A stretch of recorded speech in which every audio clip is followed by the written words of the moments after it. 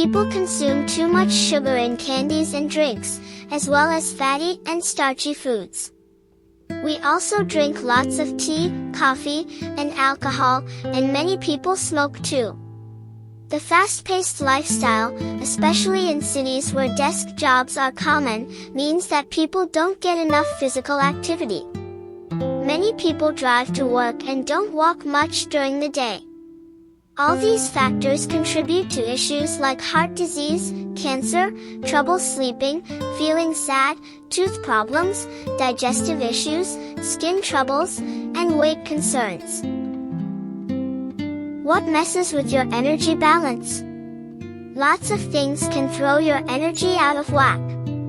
What you eat, the seasons, how you live, and even your thoughts can all have an impact. Tibetan techniques says that what you think can affect your health and energy levels. Both positive and negative thoughts can change how your body feels. Feeling happy and caring for others can relax your body. But being angry can make your heart beat faster, raise your blood pressure, mess up your breathing, and weaken your immune system. Negative thoughts aren't just about being a downer, they fall into three main types of harmful thinking that can cause problems. Sometimes, if we don't take care of our bodies and minds properly, we can end up getting sick. For example, staring at screens for too long, binge-watching TV shows, or reading for hours without a break can strain your eyes. Even looking at things that gross you out, like vomit or blood, can make you feel sick. And believe it or not, just seeing a snake slithering around can also make you feel unwell. These are just a few ways our sense of sight can affect our health. Your mind can also get tired from worrying too much about things like money, losing a job, or wanting to impress people at work. This can even affect your physical health, causing issues like high blood pressure or trouble sleeping. Even talking too much can strain your voice, especially if you're always yelling or singing. People who talk a lot for their jobs, like teachers or actors, can get really tired from speaking all day. It's important to find a balance in how we use our senses, body, speech, and mind to stay healthy. Tibetan techniques talks about three types of negative thinking, or mental poisons, that lead to unhappiness instead of joy. These are 1. Greed, when you're too attached to things you want, people, stuff you own, or certain behaviors. 2. Anger, feeling mad, irritated, not liking something, or being aggressive. 3. Delusion, when you're confused, don't know things, have a narrow view, or believe things that aren't true. Each of these mental poisons affects one of the three main energies we talked about. 1. The allure of desire. Akin to salted water, perpetuates an insatiable craving where the more we indulge, the more we yearn. Our multitude of aspirations fuels a perpetual quest for sources of enduring happiness, often misled by the notion that material acquisitions alone can bestow contentment. Why we want stuff so bad? Have you ever noticed how when you have something, you always want more? It's like drinking salt water, the more you drink, the thirstier you get. We always have a bunch of things we wish we could have, thinking they'll make us happy forever. This shows how it is foolish to keep on planning for the distant future when we do not know what will happen the very next day.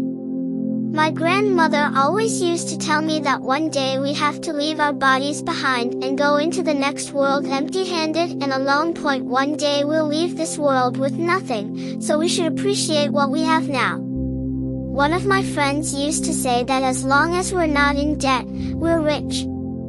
Keeping things simple in our lives is often the best way to go.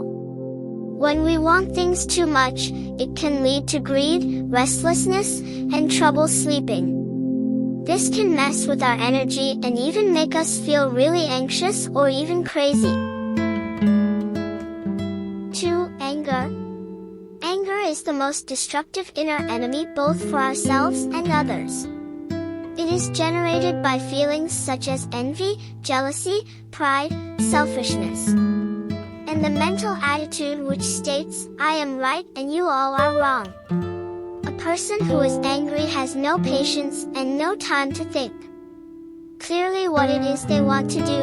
They will try instead to do everything on the spot, and this can often lead to misfortune and failure. When this happens, they will blame others for their mistakes, and they might even become abusive and physically violent, leading to further actions which harm and kill. Anger is like a big problem for us. It can mess things up for ourselves and for others. It usually comes from feeling jealous, proud, or selfish, or from thinking we're always right. When we're angry, we don't think straight and can end up making bad choices. It can make us blame others for our mistakes, and sometimes even get mean or violent. When we are angry, it feels like the anger is coming from the middle of our body, from around the region of our liver and gallbladder. In English we say when we are angry, "My blood is boiling." It changes the color of our face and increases our bodily temperature. Constant anger can disrupt our heat energy and cause disorders. The physical manifestations of anger, likened to boiling blood, betray its disruptive influence on bodily equilibrium, particularly affecting the flow of vital energies. Symbolized by a snake in Tibetan medical texts, anger prompts introspection and visualization techniques to temper its fiery grip and restore inner harmony. The intensity of the agitation has escalated to an alarming degree, displaying itself in both physical actions and harsh words, devoid of any sense of peace or control. His demeanor appeared fierce, and the agitation seemed to have reached its breaking point. The language that obstructs our ability to maintain a calm and unruffled demeanor is characterized by its vulgarity, lack of refinement, and absence of restraint. It seems as though anything can be said without consideration. It's as if every word spoken carries a venomous sting, akin to a poisonous insect or snake injecting its venom to harm others. When Buddhism talks about forbearance, it's not about just gritting your teeth and pretending everything's okay when someone hurts you. It's not about bottling up your feelings and letting the anger simmer inside you. Instead, it's all about something deeper called enduring the uncreated nature of reality, which basically means using your smarts and wisdom. In Buddhism, practicing forbearance isn't about ignoring your emotions or problems, but using your wisdom to untangle your thoughts and let go of the negativity in your heart. 3. Delusion. Delusion is like a fog which permeates our mind and body. It generates laziness. Due to laziness, we leave everything to the last minute. We don't want to do much physical activities like exercise or cooking proper food, and sometimes we don't even want to think. Delusion, akin to a pervasive fog shrouding mind and body, breeds lethargy and apathy. This mental haze engenders a penchant for shortcuts and expediency, leading to physical and cognitive stagnation. Delusion is like being in a fog that makes us lazy and unmotivated.